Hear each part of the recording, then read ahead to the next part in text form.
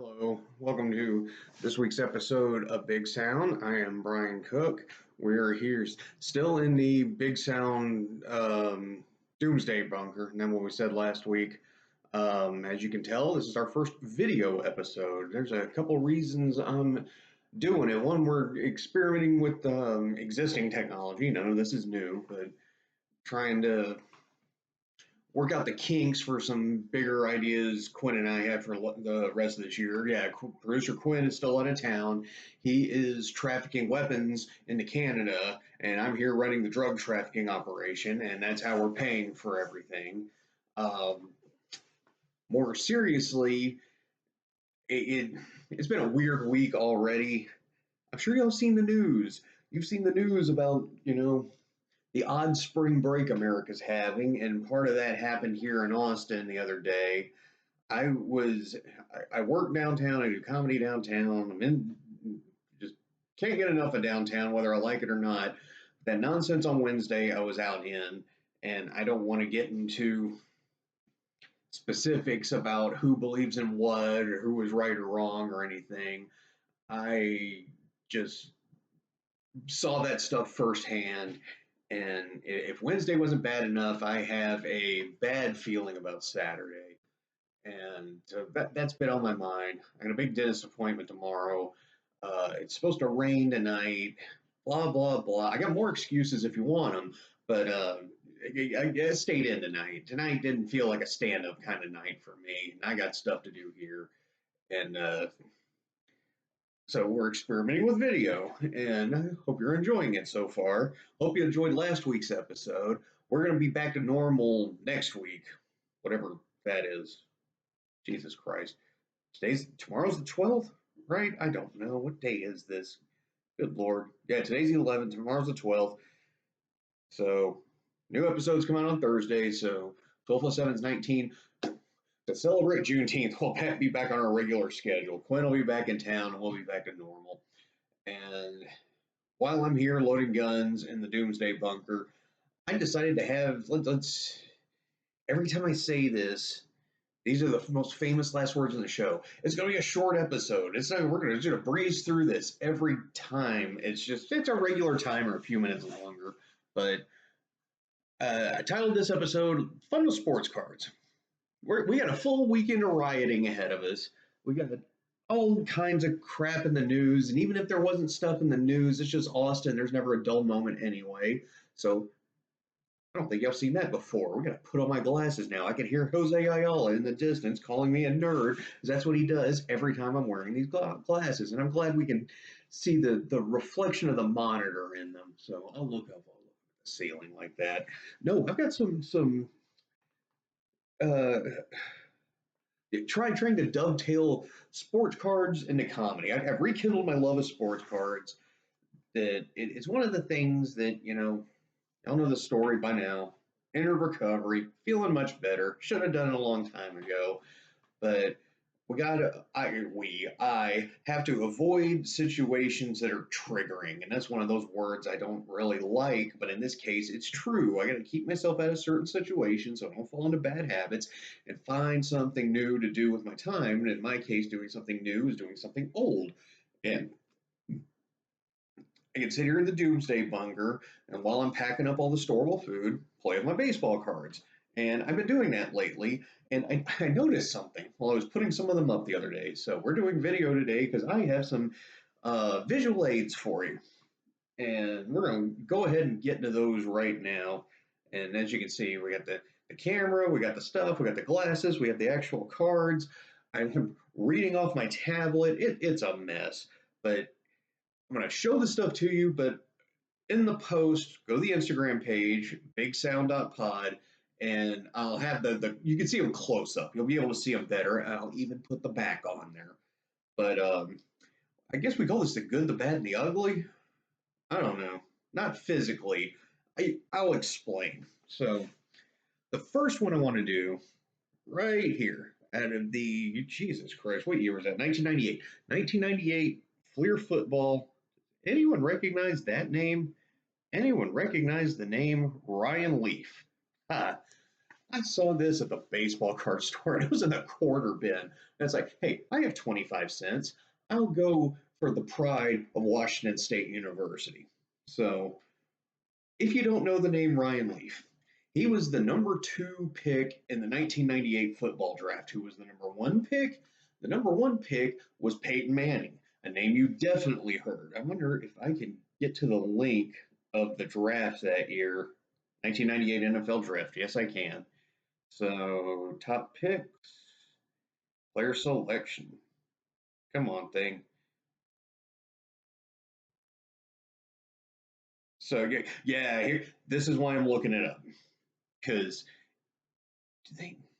thank God. All right. So, should I just show you? Yeah, I'll just tell you. Yeah, we'll show you. You can't see that anyway. You can kind of see some yellow here in these names, right?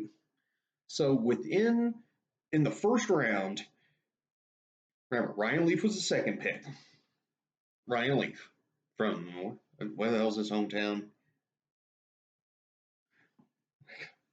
This is what happens when you don't rehearse. His hometown, Great Falls, Montana. So he went from Great Falls, Montana to Washington State University to the number 2 pick by the San Diego Chargers. Who were the other picks in that first round? Like we said, Peyton Manning was pick number 1. He is in the NFL Hall of Fame. Andre Wadsworth played for the Cardinals. He had a good career. Now, the number 4 pick, Charles Woodson of the Oakland Raiders, now the Las Vegas Raiders, but he played in Oakland. He's in the Hall of Fame. Kyle Turley was the number 7 pick. He had a long career with the Saints, and he was an All-Pro player. Fred Taylor got picked by the Jacksonville Jaguars with the 9th pick. He was an All-Pro player. Takeo Spikes was the 13th pick at the Cincinnati Bengals. He had a nice long career. Ooh, pick number 21. Here's a name you've heard: Randy Moss by the Minnesota Vikings. He's in the NFL Hall of Fame. So there were other players available in that draft. But why did they pick Ryan Leaf? Because Ryan Leaf probably had the best 1997 of anyone in sports, except for maybe Mark McGwire, who also had a good year that year, but that's a different story. We'll save that for another day. Um, at Washington State University in 1997, first team All American. We're talking about Ryan Leaf right here.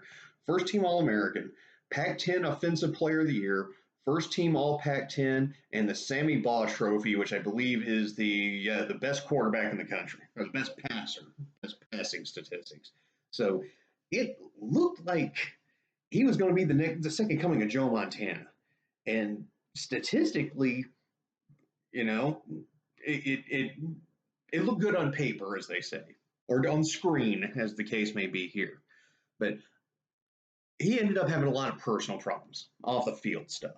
So I'll just read this section here. We're not going to dive into it. This isn't TMZ. It kind of sounds like TMZ, but it's not. So, yeah, Ryan Leaf, second overall pick in the 1998 behind Peyton Manning, but his career was shortened due to poor play, bad behavior, injuries, struggle with his work ethic, and ability to stay focused. He also had legal trouble involving drugs beginning in 2010 when a Texas judge sentenced him to 10 years probation. 2 years later, Leaf pled guilty to felony burglary and drug possession in Montana. After a suspended sentence and a stint in drug rehab, he began a 7-year sentence in state prison in 2012. He was released in 2014. He had a domestic violence charge in October 2020. And as where I said, we're not going to dwell on the negative stuff. He did end up coming out of the tailspin, something I know about myself.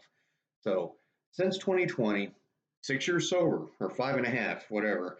Good job by him. Leaf works as a program ambassador for Transcend Recovery Community. That's a group of sober living houses in Los Angeles, Houston, and New York. What he does is he does a lot of fundraising for people who need to go to treatment, people who need mental health counseling but can't afford it themselves. His life after football. There was something good down here. On July 2019, Ryan Leaf was hired by ESPN as an analyst for the 2019-2020 college football season on ESPN2.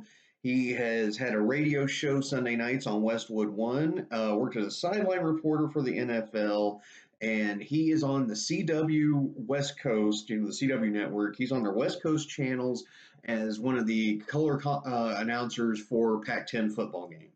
So he's basically found a second life in broadcasting. He's doing well now after some bumps along the way, but he will always be tied to that 1998 draft where in the round he was drafted, where he was number 2, there was what 5 Hall of Famers in that draft. People went on to have long careers, make a lot of money. Not that things judged by money, but it's how you can tell baseball is baseball's a sport where statistics matter a lot. The NFL, Ryan Leaf's a good example of, all the numbers are there, all the metrics are there, but other factors come into play. We didn't even really get into his injuries. He's well known for the off the field issues. So that's enough for Ryan Leaf. You want to get into baseball? You want to get into money? So you buy a pack of cards, and I suggest you do. So you go to Target, Walmart, order one off Amazon, you order a pack, and there's a bunch of rookies in there, and you don't know who they are. And you don't have all day to sit there and go through the internet and research them like I do. I got nothing going on. I got plenty of time for that. So a good rule of thumb is flip over. So we got the front of the card and we got the back of the card, right? Flip over to the back of the card. Look at the birthday. Look if they're in the majors or the minors. All right. The majors are what it sounds like.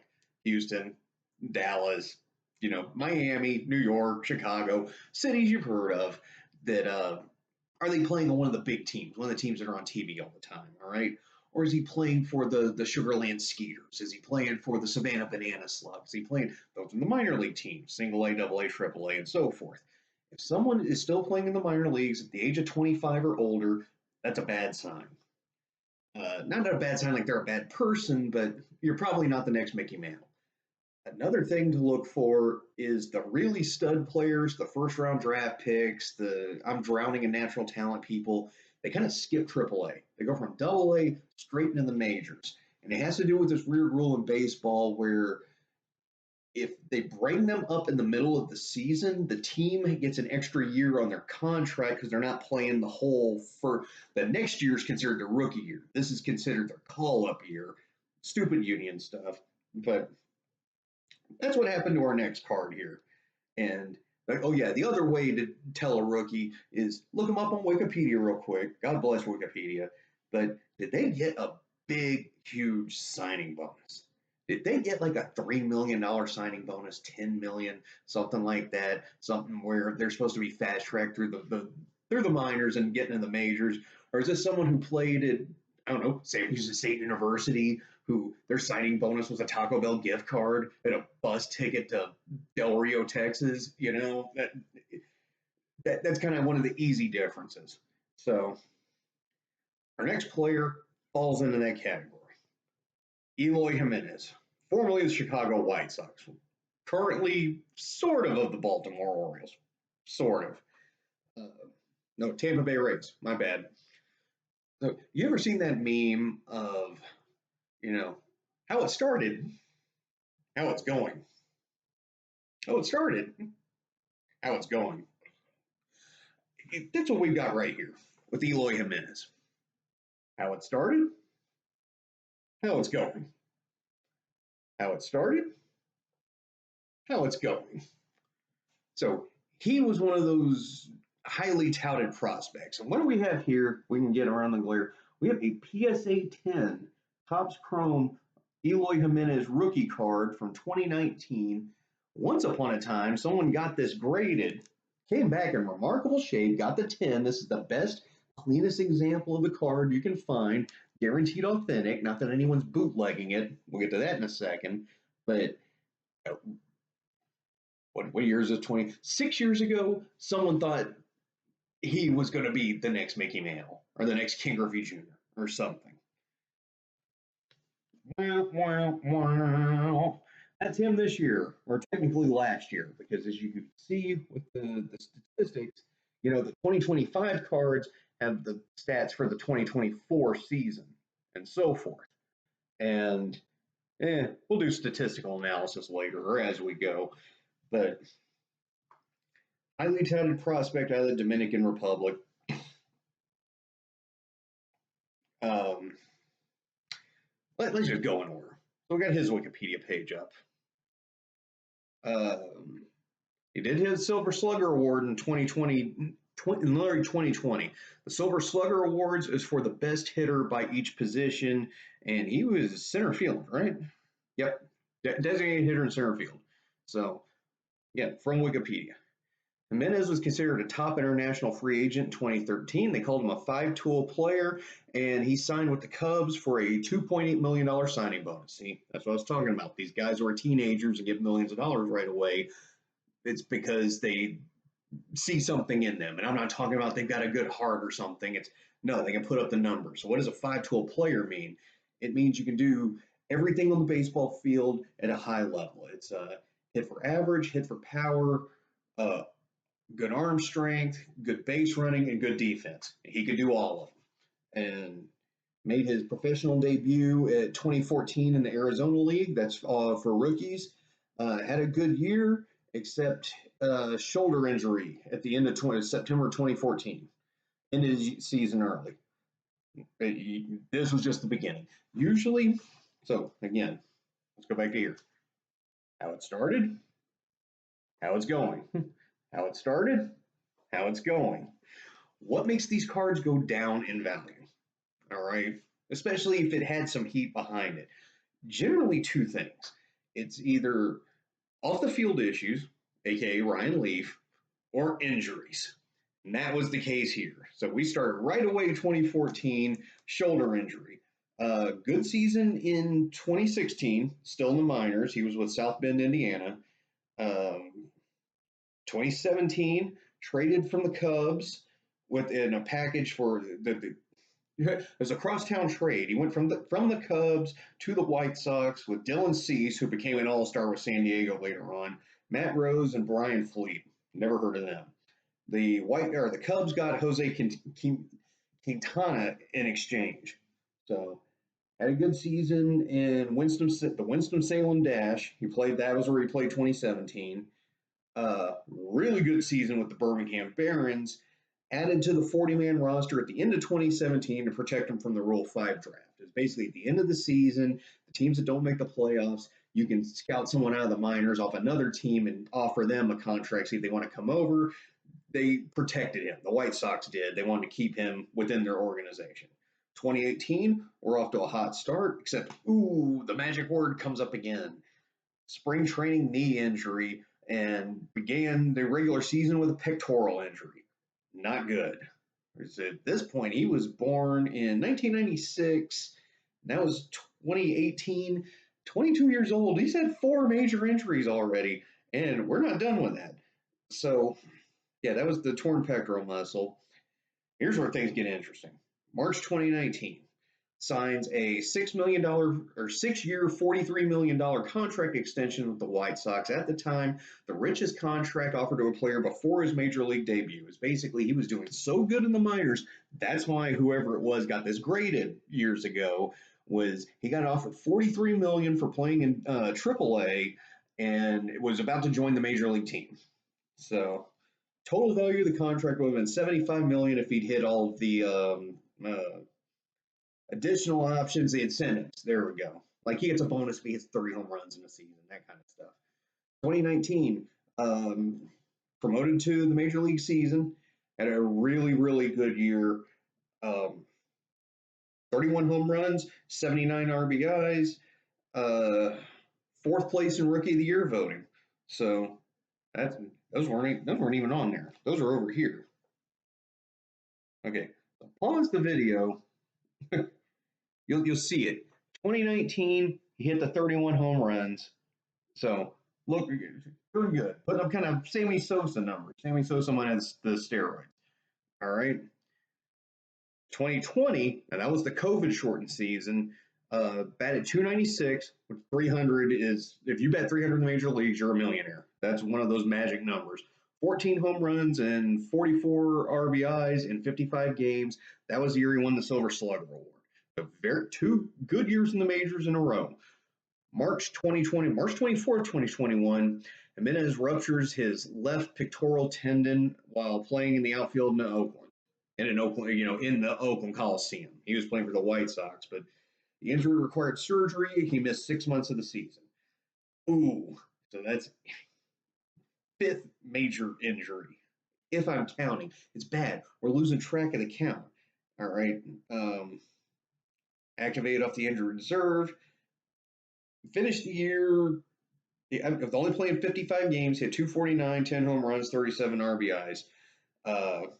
So that was 2021. 2022, suffered a hamstring sprain in Minnesota, April 2022. Cut by the White Sox. Played for the Orioles. He played.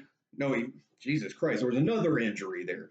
2023, had an appendectomy and no, just the appendectomy. Yeah, that was enough. So cut by the White Sox, picked up by the Orioles. That's why we're here in the Orioles uniform. Played 33 games for the Orioles and was offered a $3 million buyout to get rid of the contracts. Remember the $43 million contract from a few years ago? They gave him the final $3 million, or they gave him $3 million to avoid paying the rest of the contract and cut him from the team. So December 2024, about 6 months ago, signs a minor league contract with the Tampa Bay Rays, and that's where he is now. He's in AAA for the Tampa Bay Rays organization. But remember what I said about the rookies? 28 still in the minors. Already had success in the majors. Injuries got him. Body's starting to break down. Oh, trust me, I know that story. I know that pain. So I'm not sitting here making fun of the guy. I'm making a point. How it started, how it's going.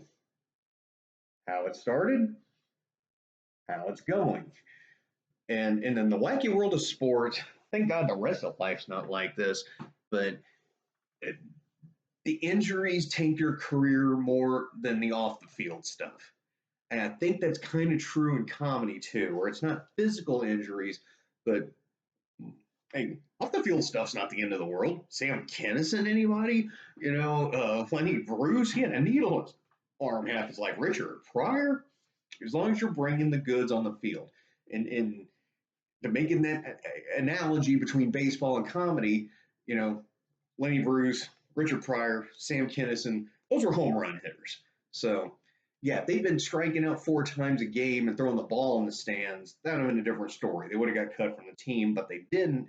But if there was an injury, and let's take that literally, what if there was an injury where, like, there was a rapper named the DOC, he was in a car wreck and he got his throat got cut or punctured or something where it messed up his voice. And he wasn't the same after that. Or Miley Cyrus, that's another one. She had like a polyp on her vocal cords and her voice changed. And, those are actual literal physical injuries that kind of mess things up. So all you comedians out there, all you Americans out there, all you potential rioters on Saturday, everyone take care of your health. I mean, we all want to peacefully protest by burning down an AutoZone. I know I do, but you go to the doctor first and remember to stretch. So that's Eloy Jimenez. We did Eloy Jimenez. We did Ryan Leaf. We are going to end on a happier note. So we're getting towards the end of the episode. I remember this guy. I remember him because he is one of the legends of Aggie football. He went to A&M, graduated from A&M. You know him, you love him. You probably don't know him, but you're about to find out. That win, the Texas Aggies and the Dallas Cowboys, and really those two teams, because he played all 4 years at A&M. Where let's pull up his stuff here. Career highlights. Texas A&M Athletic Hall of Fame 2004, Big 12 10th Anniversary Team 2005, Cotton Bowl Hall of Fame 2007, Texas Sports Hall of Fame 2014. Back when he was in college, Big 12 Defensive Player of the Year 1998, Jack Lambert Trophy 1998, Lombardi Award 1998, Chuck Bedardnick Award 1998, unanimous selection for All-American, and third-round draft pick by the Dallas Cowboys while he was in the NFL, All-Rookie Team in 1999, All-Pro Team in 2003, All 7 years of his NFL career were in the Dallas Cowboys, and he went to Rockport High School here in Texas. He Things worked out for him. No off the field scandals, no injuries. I mean, I'm sure at some point he stubbed his toe or something, but I mean, this guy hits you. There's all kinds of videos on YouTube, his highlight reels. This him hitting you is like a car running you over. As they say, he had a nose for the football. He was an intense. He played linebacker. That was his position. He he hit hard on every play. God bless him. I loved watching him do that. But he's had an interesting, in a good way. Remember, he's our happy ending here. You know, went to A&M, graduated, 7 years in the NFL, had a really good life afterwards. That he's basically a family guy. Him and his wife, they live in Bernie, Texas. Hey, not too far from here, kind of down near the Bronbles. Um, 3 daughters and 2 boys. They go to the Catholic church there at the St. Peter Apostle Catholic Church in Bernie. Um, just totally scandal free is my point. Um, on 2012, he became the co-host with Jason Minix of the afternoon sports program on ESPN Radio in San Antonio. And here's the I didn't expect to see this. I was prepared just to sit here and talk about one of the legends of Aggie football and a well-liked guy in Dallas. But you know what he's been doing since 2016? This is probably the out for all of us. It He is the owner and general manager of the Chick-fil-A in the Montgomery Plaza in Fort Worth, Texas. That's what he does now. He is the Gus Fring without the meth. I did not see that one coming. I heard a story years ago that here in Austin, you know this place. I don't know about y'all in the rest of the country. The Raising Cane's Chicken Restaurant, very good stuff. But Drew Brees owns all the Raising Cane's in New Orleans. That's what he's done since he retired from the NFL. He's the chicken man down there. Because you probably didn't know this, Drew Brees is from Austin. He went to Westlake High School. I believe he was state champion. We'll look that up on a later day. That is one of the biggest fuck ups in UT history is how did he go to Purdue? The guy's in your backyard. You didn't get him. Ooh, bad job by you. But yeah, Drew Brees is another scandal-free guy who, and a lot of them, when they retire, they want to stay in the spotlight. So they do Dancing with the Stars and Shark Tank and all that stupid stuff. Drew Brees did the smart way. He owns like 34 Raising Cane's in New Orleans. And Dat Wynn owns one Chick-fil-A in Fort Worth. And I think one Chick-fil-A in Fort Worth would keep me busy. So this was fun. And we kept the heavy nonsense to a minimum. So I want to thank you on the first video episode, our first edition of Fun with Sports Cards. We're going to be doing this again. I enjoyed this. Quinn will be back next week. We'll have our Juneteenth Spectacular. So in conclusion, we got Ryan Leaf. He's feeling much better now. We got Dat Wynn. He's a Texas football legend and Chick-fil-A overlord. And we got Eloy Jimenez, who 28 in the minors. But again, pause the video, look at the back of the baseball card. He knows how to hit major league pitching. Just can he stay healthy? Can he?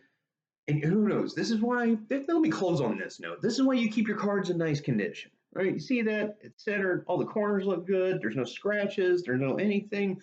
Because what if he becomes a senator later on? What if he's, what if he wins Dancing with the Stars? What if he's the prime minister of the Dominican Republic? Life's long. I love that old Chris Rock joke. Everyone thinks life's short, but oh no, life is long, especially if you make the wrong decisions. So, hey, Eloy Jimenez has the rest of this year to get back in the majors. Maybe Christmas time, he's looking at things different. I got a badass dentist appointment tomorrow, not in a good way. So I'll be dealing with that. That's why we're doing all this kind of early. We'll be back on a regular schedule next week. Thank you for tuning in. Big Sound Podcast. Go to bigsound.pod on Instagram, Luck Forever on Instagram, Quinstagram Comedy on Instagram. We're on Instagram. That's the point. See you next Thursday.